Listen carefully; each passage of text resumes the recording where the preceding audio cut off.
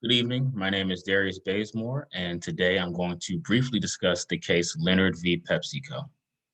The case is one of the more fundamental blocks of contract law exemplified. If you guys will please review the commercial while I speak, because it's a great portion of what the case is about, it would be appreciated because we're going to go a little fast to keep in time. Drink Pepsi, get stuff. Seems pretty straightforward, right? However, the 1996 pilot showcased right here in my current home of the Pacific Northwest quickly turned into a 3-year exercise in contract law. To briefly summarize, 7 million Pepsi points. Let me elaborate. From October 1995 to March 1996, Pepsi ran a promotional advertisement for ordering Pepsi stuff through a Pepsi catalog with Pepsi points. But could it have been more? 21-year-old John Leonard of Seattle, business student at the time, saw quickly that a Harrier jet at 7 million points might be a good deal. After seeing the ad, he read some more fine print and realized that mathematically that it would be about 15 Pepsi points, the minimum required, and $700,000 to be able to exchange for the jet. So he did just that. He wrote a check for about $700,008, give or take, and 15 points, put them in an envelope, signed, sealed, and delivered. Pepsi soon returned the check, and Leonard needed more stamps. Leonard, along with his attorneys, sent 2 letters out, both to the creators of the commercial, BBDL, and Pepsi at large. Pepsi and BBDL both returned to the letters stating that they did not believe that it would be fair to assume that what they saw in the commercial was serious, and they had no intentions of respecting the offer in the commercial. Lawsuits ensued.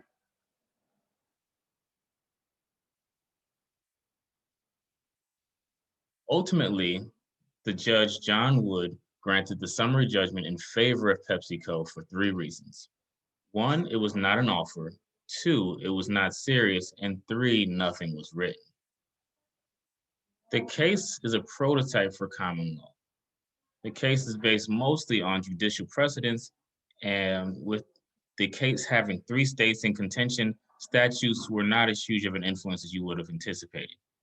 The court found that there was no offer in the commercial because it simply wasn't definitive enough. While there was mention of points and mention of the catalog within the commercial, it did not go into details of saying, hey, you can get this jet.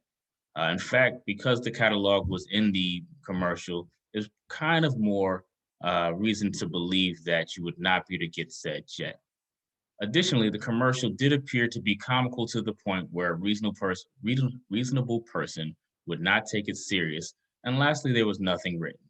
And when a contract is at $500 or more, it must be written.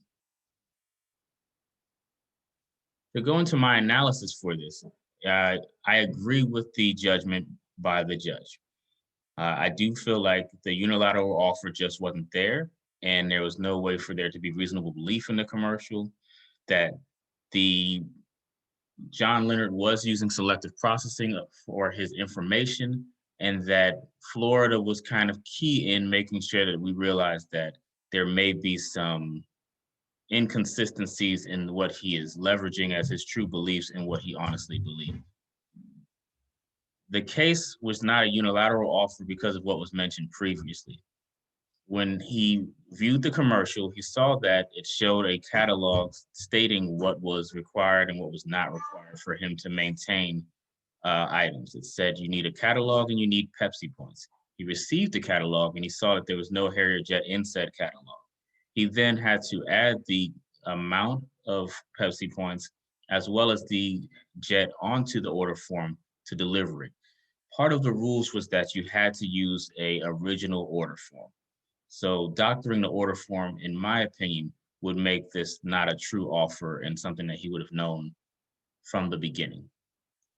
I additionally feel that way because he did, in fact, have his lawyers already available to him when he sent the check. The check was sent on the account of the attorneys. I say all this to say that the way that he was processing information seems to be selective. If he's saying that he believed that it was reasonable for him to feel that it was an offer in the commercial, he would just do what was needed to be done to get the item, and he would not need to immediately have attorneys put on retainer. Lastly, I felt that it was concerning that he chose to try the rules of Florida for law. He's not from Florida. He did not watch the commercial in Florida, and it seemed like it didn't make too much sense to include Florida in this case. The Florida judges felt the same way, and that's why that was consolidated into the case with the Southern District of New York. Ultimately, it was also found that the commercial wasn't even in Florida, although one of his lawyers was from Southern Florida.